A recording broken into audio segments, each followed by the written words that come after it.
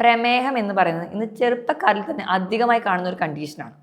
എത്രത്തോളം നമ്മൾ മരുന്ന് കഴിച്ചാലും അത്രയും അതിലും അധികമായിട്ട് പ്രാധാന്യം അതിന് ഡയറ്റിൽ, വ്യായാമത്തിലൊക്കെയാണ്. നമ്മൾ പല പേഷ്യൻസിനോടും ഇതിനെക്കുറിച്ച് ഡിസ്കസ് ചെയ്താലും അവർ പറയാറുണ്ട് അവർക്ക് ഒരു ബിസി ലൈഫിൽ ഇതൊന്നും സമയം കിട്ടുന്നില്ല. എത്ര ബിസി ആണെങ്കിലും നമ്മുടെ ആരോഗ്യത്തിന് വേണ്ടിയിട്ട് മാറ്റി വെക്കണം, അല്ലെങ്കിൽ ആരോഗ്യം ശ്രദ്ധിക്കാൻ വേണ്ടി നമ്മൾ കൂടുതൽ, അല്ലെങ്കിൽ ഒരു ഡയബറ്റീസ് ഒക്കെ തടയാൻ വേണ്ടി നമ്മൾ നോക്കേണ്ട 6 പോയിന്റാണ് നമ്മൾ ഡിസ്കസ് ചെയ്യുന്നത്. ഞാൻ ഡോക്ടർ പ്രിയ, Q1B ഹെൽത്ത് കെയറിലെ മെഡിക്കൽ ഓഫീസറാണ്.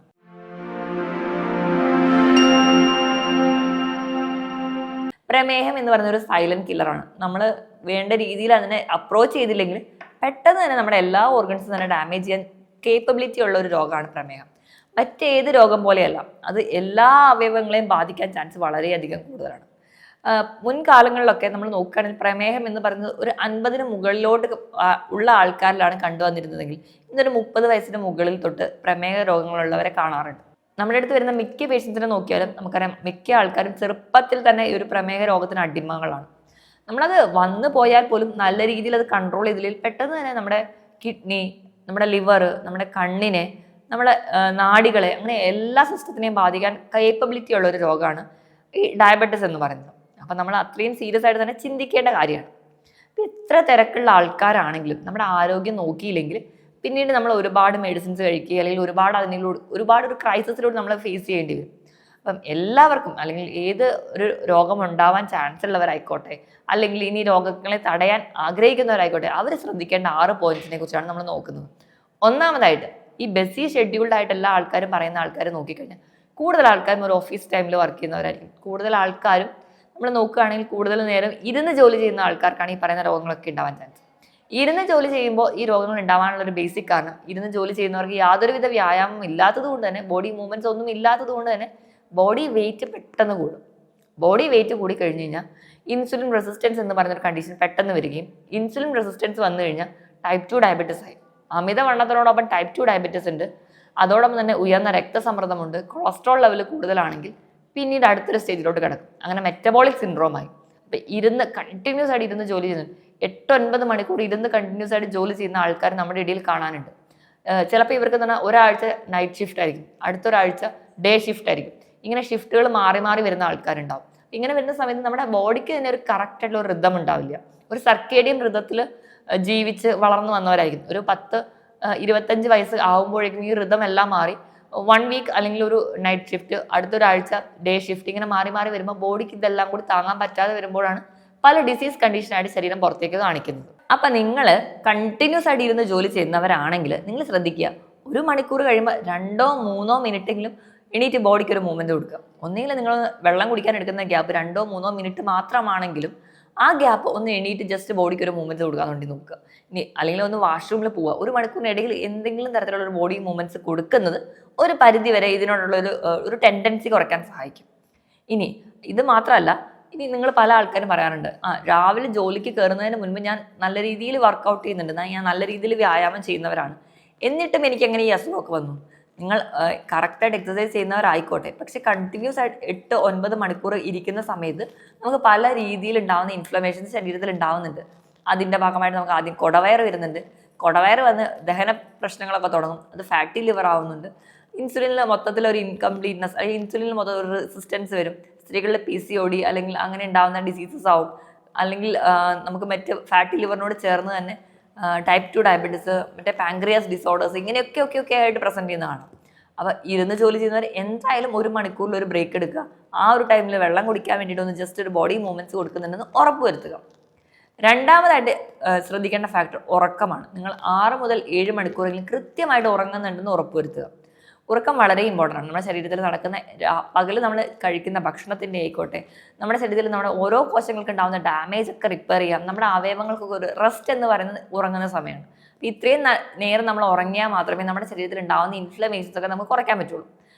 ഈ ഇൻഫ്ലമേഷൻസ് കുറയ്ക്കുകയാണെങ്കിൽ അതിൻ്റെ ഭാഗമായിട്ട് നമ്മുടെ ബോഡി കുറച്ചും കൂടെ ഹാപ്പി ആയിട്ട് ഹെൽത്തി ആയിട്ട് ഇരിക്കാൻ പറ്റും.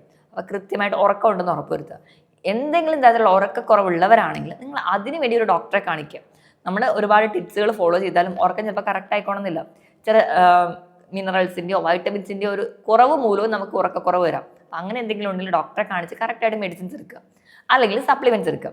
ഇനി അതോടൊപ്പം തന്നെ ഉറക്കം കറക്റ്റായിട്ട് കിട്ടാൻ വേണ്ടിയിട്ട് മാക്സിമം ഗാഡ്ജറ്റ്സിൻ്റെ ഉപയോഗം ഒരു ഉറങ്ങാൻ തീരുമാനിച്ചതിന് ഒരു 2 മണിക്കൂർ മുൻപെങ്കിലും ഒഴിവാക്കുക. അതുപോലെ തന്നെ രാത്രി ഉറക്കം കിട്ടുന്നില്ലെങ്കിൽ നമ്മൾ കിടക്കുന്നതിന് ഒരു അരമണിക്കൂർ മുമ്പിൽ ഒരു ചെറിയ ഗ്ലാസ് പാല് കുടിക്കാൻ വേണ്ടി ശ്രദ്ധിക്കുക. ഈവനിങ്ങിൽ ഒരു അരമണിക്കൂർ നടക്കാൻ പോകാൻ വേണ്ടി ശ്രദ്ധിക്കുക. കുറച്ചും കൂടി ഒരു മെഡിറ്റേഷൻസ്, യോഗ പോലെയുള്ള തെറാപ്പികൾ ഫോളോ ചെയ്യുക. അത് നമുക്ക് കുറച്ചും കൂടി ഒരു ഉറക്കം കിട്ടാനും കുറച്ചുകൂടെ സ്ട്രെസ് ഫ്രീ ആവാനും സഹായിക്കും. മൂന്നാമത്തെ കാര്യം എന്ന് പറഞ്ഞാൽ നിങ്ങൾ ശ്രദ്ധിക്കേണ്ടത് പുകവലി പോലെയുള്ള ശീലമുള്ളവരാണെങ്കിൽ അത് കംപ്ലീറ്റ്ലി സ്റ്റോപ്പ് ചെയ്യുക. നമ്മൾ പുകവലിക്കുന്ന സമയത്ത് ഈ നമ്മുടെ ആർട്ടറീസിലൊക്കെ ബ്ലോക്ക് വരാനുള്ള ചാൻസ് വളരെ കൂടുതലാണ്. അത് നമുക്ക് ഹാർട്ട് ഡിസീസ് ഉണ്ടാക്കും. ഇത് മാത്രമല്ല, നമ്മൾ പുക വലിക്കുന്ന സമയത്ത് 30% പുക നമ്മുടെ ആമാശയത്തിലേക്കാണ് ചെല്ലുന്നത്. ഇത് നമ്മുടെ ഡൈജഷനെ ബാധിക്കും. ഡൈജഷനെ ബാധിക്കുന്നതിൻ്റെ ഭാഗമായിട്ട് പിന്നീട് നമുക്ക് ഗ്യാസ്ട്രിക് റിലേറ്റഡ് ആയിട്ടുള്ള ക്യാൻസറും അതുപോലെ തന്നെ ഗ്യാസ്ട്രിക് റിലേറ്റഡ് ആയിട്ടുള്ള അസുഖങ്ങൾ ഉണ്ടാവാനുള്ള ചാൻസ് കൂടുതലാണ്. എപ്പോഴാണോ നമ്മുടെ ദഹനം കറക്റ്റായിട്ട് നടക്കാത്തത് അന്നാണ് നമ്മളൊരു രോഗിയായി മാറുന്നത്. ഈ പറയുന്ന പോലെ തന്നെ നമ്മുടെ ദഹനം കറക്റ്റല്ല, നമ്മൾ കഴിക്കുന്ന ഭക്ഷണം കറക്റ്റായിട്ട് ദഹിക്കാത്ത പക്ഷം അത് നമുക്ക് ഇൻസുലിൻ ലെവലിലും ചെറിയ ചെറിയ വേരിയേഷൻസ് ഉണ്ടാവും. നമ്മുടെ പാൻക്രിയാസ് ഗ്രന്ഥിനെ ബാധിക്കാം. അതിൻ്റെ ഭാഗമായിട്ട് നമുക്കൊരു ഡയബറ്റീസ് രോഗിയായിട്ട് മാറാം. കംപ്ലീറ്റ് ആയിട്ട് പുകവലി നിർത്തുക. ഇനി മദ്യപിക്കുന്ന ആൾക്കാരാണ് എങ്കിൽ എനിക്ക് പറയാനുള്ളത്, മദ്യപാനം അത്ര ഹെൽത്ത് വൈസ് നോക്കുകയാണെങ്കിൽ ഓക്കെ, അല്ലെങ്കിൽ ഒക്കേഷണൽ ഡ്രിങ്കിങ് നമുക്ക് ഓക്കെ പറയാം. പക്ഷേ നിങ്ങൾ എല്ലാ ദിവസവും മദ്യപിക്കുന്ന ശീലമുള്ളവരാണെങ്കിൽ അത് കുറച്ചുകൊണ്ട് വരിക. മാസത്തിൽ 1 അല്ലെങ്കിൽ 2 തവണയൊക്കെ ആണെങ്കിൽ അങ്ങനെ പതിയെ പതിയെ കുറച്ചുകൊണ്ട് വരാൻ വേണ്ടി നോക്കുക. എന്നിട്ട് കംപ്ലീറ്റ്ലി സ്റ്റോപ്പ് ചെയ്യാൻ വേണ്ടി നോക്കുക.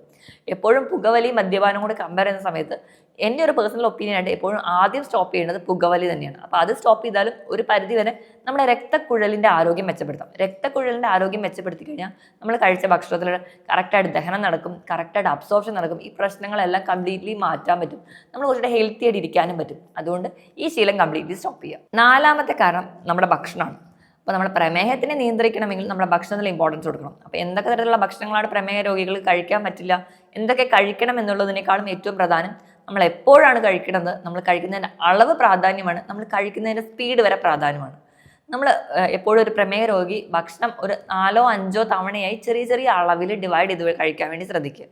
കഴിക്കുന്ന ഭക്ഷണം ഹെൽത്തി ആണെന്ന് ഉറപ്പുവരുത്തുക. ഹെൽത്തി ആണെന്ന് പറഞ്ഞു കഴിഞ്ഞാൽ അന്നജത്തിൻ്റെ അളവ് നല്ല രീതിയിൽ കുറയ്ക്കുക. പകരം ഭക്ഷണത്തിൽ പ്രോട്ടീൻ കൂട്ടുക, ഫൈബർ കൂട്ടുക, അതുപോലെ തന്നെ ഹെൽത്തി ഫാറ്റ്, നല്ല കൊഴുപ്പുകൾ കൂടി ഇൻക്ലൂഡ് ചെയ്യാം. ഇപ്പോൾ പ്രോട്ടീനായിട്ട് നമുക്ക് വേണമെങ്കിൽ മത്സ്യം, മാംസം, ധാന്യങ്ങളൊക്കെ ഡിപ്പെൻഡ് ചെയ്യാം.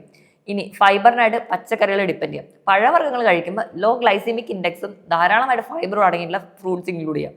ഇനി ഇതോടൊപ്പം തന്നെ നമ്മൾ കഴിക്കുന്ന ഭക്ഷണം നല്ല രീതിയിൽ ചവച്ചരച്ച് കഴിക്കാൻ വേണ്ടി നോക്കുക. നമ്മൾ നല്ല രീതിയിൽ ചവച്ചരച്ച് കഴിക്കുന്ന സമയത്ത് ദഹനം കുറച്ചുകൂടി ഈസി ആയിട്ട് നടക്കും. ദഹനം ക്ലിയർ ആണെങ്കിൽ ഗ്ലൂക്കോസിൻ്റെ അബ്സോർപ്ഷൻ നമ്മുടെ ശരീരത്തിന് വേണ്ട അളവിൽ മാത്രമേ അബ്സോർബ് ചെയ്യുള്ളൂ. ഷുഗർ ലെവൽ സ്പൈക്ക് ചെയ്ത് പോവില്ല. അതൊരു മോഡറേറ്റ് ലെവലിൽ നിയന്ത്രിച്ചുകൊണ്ട് പോകാൻ പറ്റും. അതുവഴി നമുക്കൊരു പരിധി വരെ ഇൻസുലിൻ റെസിസ്റ്റൻസ് കുറയ്ക്കാം, ഇൻസുലിൻ സെൻസിറ്റിവിറ്റി കൂട്ടാം, ടൈപ്പ് 2 ഡയബറ്റീസിന് ഒരു പരിധി വരെ നമുക്ക് കുറയ്ക്കാനും പറ്റും. അപ്പോൾ നിങ്ങൾ കഴിക്കേണ്ട ഭക്ഷണം എന്താണെന്ന് കൃത്യമായിട്ടൊരു ഡോക്ടറുടെ നിർദ്ദേശപ്രകാരം അല്ലെങ്കിൽ ഒരു ഡയറ്റീഷ്യൻ്റെയോ ന്യൂട്രീഷനിസ്റ്റിൻ്റെ അഡ്വൈസ് പ്രകാരം മാത്രം കൃത്യമായൊരു ഡയറ്റ് തന്നെ ഫോളോ ചെയ്യുക. ഇനി അതോടൊപ്പം തന്നെ ഇൻ്റർമീഡിയറ്റ് ഫാസ്റ്റിംഗ് കൂടി ഫോളോ ചെയ്യുന്ന ഒരു പരിധി വരെ പ്രമേഹ രോഗ സാധ്യത കുറയ്ക്കാൻ പറ്റും. അതിനായിട്ട് രാത്രിത്തെ ഡിന്നർ നേരത്തെ കഴിക്കുക. ഒരു 7 മണിക്കെങ്കിലും സ്റ്റോപ്പ് ചെയ്യുക. പിറ്റേ ദിവസം രാവിലത്തെ ബ്രേക്ക്ഫാസ്റ്റ് ഒരു 16 മണിക്കൂർ ശേഷമാണ് നിങ്ങൾ കഴിക്കുന്നതെങ്കിൽ അവിടെ ഒരു ഇൻ്റർമീഡിയറ്റ് ഫാസ്റ്റിംഗ് ആവും. തുടക്കത്തിൽ ഒരു 12 മണിക്കൂർ, വീണ്ടും ഒരു 14 മണിക്കൂർ, പിന്നീട് ഒരു 16 മണിക്കൂറാക്കി മാറ്റുക.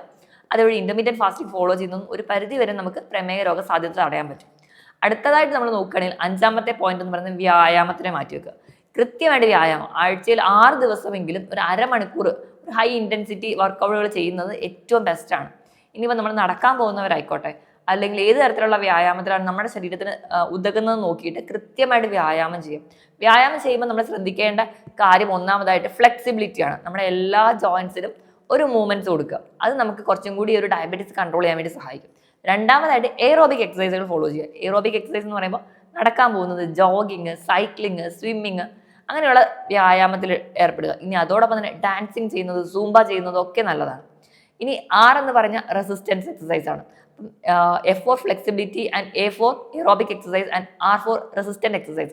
വെയിറ്റ് ലിഫ്റ്റിംഗ് എക്സസൈസുകൾ ഫോളോ ചെയ്യാം. അതും ഒരു പരിധിവരെ പ്രമേഹ രോഗ സാധ്യത കുറയ്ക്കാൻ സഹായിക്കും. ഇനി എക്സസൈസിനോടൊപ്പം തന്നെ യോഗ, മെഡിറ്റേഷൻസ് ഒക്കെ ചെയ്യുന്നതും പ്രാണായാമം പോലെയുള്ള തെറാപ്പീസ് ഒക്കെ ഫോളോ ചെയ്യുന്നതും വളരെ നല്ലതാണ്. ഇനി 6ാമത്തെ പോയിന്റ് നമ്മൾ നോക്കുകയാണെങ്കിൽ പൊതുവേ ആൾക്കാർക്ക് കറക്റ്റായിട്ട് ഡയറ്റും എക്സസൈസും ഒക്കെ ഫോളോ ചെയ്താലും ഇടയ്ക്കൊന്ന് ചീറ്റ് ചെയ്യാൻ വേണ്ടി തോന്നാറുണ്ട്, അല്ലെങ്കിൽ ഒരു ചീറ്റ് ഡേ എന്ന് പറയാറുണ്ട്. പൊതുവേ എല്ലാ ദിവസവും ജോലിക്ക് പോകുന്നവരാണെങ്കിൽ ഞായറാഴ്ച ഒരു ചീറ്റ് ഡേ ആയിട്ട് എടുക്കാറുണ്ട്. നിങ്ങൾ ചീറ്റ് ഡേ എടുക്കുകയാണെങ്കിലും അതൊരു മോഡറേറ്റ് ലെവൽ, അല്ലെങ്കിൽ കുറഞ്ഞ അളവിൽ മാത്രം നമ്മൾ ഈ പറയുന്ന രീതിയിൽ നമ്മുടെ ആഗ്രഹത്തിനോ കൊതിക്കൊക്കെയുള്ള ഭക്ഷണങ്ങൾ ഇൻക്ലൂഡ് ചെയ്യാൻ വേണ്ടി നോക്കുക. നമ്മൾ ഏതെങ്കിലും തരത്തിലുള്ള ഒരു ഫാസ്റ്റ് ഫുഡോ ജങ്ക് ഫുഡോ കഴിക്കുകയാണെങ്കിൽ അത് കഴിക്കാൻ പോകുന്നതിന് മുൻപ് തന്നെ വീട്ടിൽ നിന്ന് നല്ല രീതിയിൽ പ്രോട്ടീനും ഫൈബറും റിച്ച് ആയിട്ടുള്ള സാലഡ്സോ അല്ലെങ്കിൽ ഫുഡോ ഇൻക്ലൂഡ് ചെയ്ത് കഴിക്കുക. അത് കഴിഞ്ഞ് നമ്മൾ കഴിക്കാൻ പോകുമ്പോൾ ആ ഒരു ജങ്ക് ഫുഡിൻ്റെ അളവ് കുറച്ച് കുറവായിരിക്കും, പക്ഷേ നമ്മുടെ ആഗ്രഹത്തിന് കഴിക്കാനും പറ്റും. ആ ഒരു രീതിയിൽ ബാലൻസ് ചെയ്ത് കഴിക്കുന്നത് ഒരു പരിധി വരെ നമുക്ക് ഈ ഡയബറ്റീസോ അല്ലെങ്കിൽ മറ്റ് പല ജീവിതശൈലി രോഗങ്ങളെയും തടയാൻ പറ്റും.